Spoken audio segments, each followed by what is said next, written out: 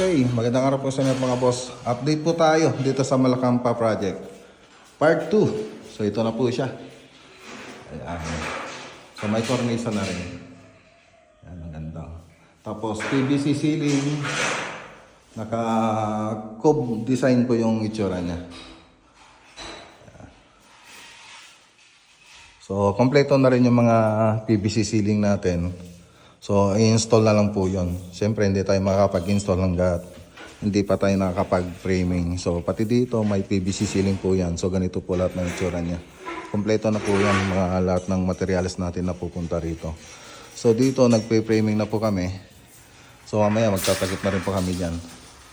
So, dito, PVC ceiling na rin yung gagawin natin dyan. So, yung dating itsura na ito, ganito. Yan. Ito po yung itsura niya dati. Ayan, ganito yung design niya. So ayan, may mga crack pa rin. So hindi lang dun sa mga dugtungan yung mga may crack, pati dito sa may mismong board. Ayan o, may mga crack siya. Pag malayo, makikita mo parang okay naman. Kaya lang, pag lapitan mo, may crack siya. So ayan. So ito, pati ito, papalitan din to. Buong loob ng bahay, mapalitan.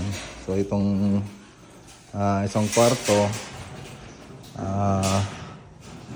pag nagtakip tayo, siyempre pipinturan natin.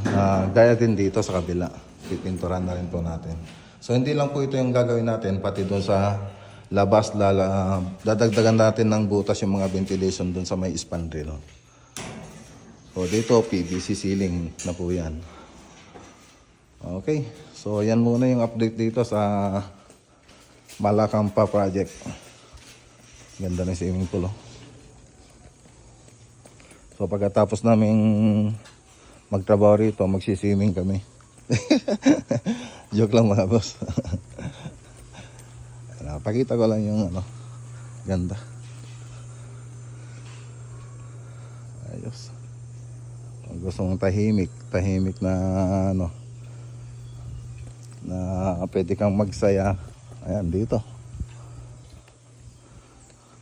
Kayo lang, isang buong pamilya. Oo. Pwede nyo rentahan ito.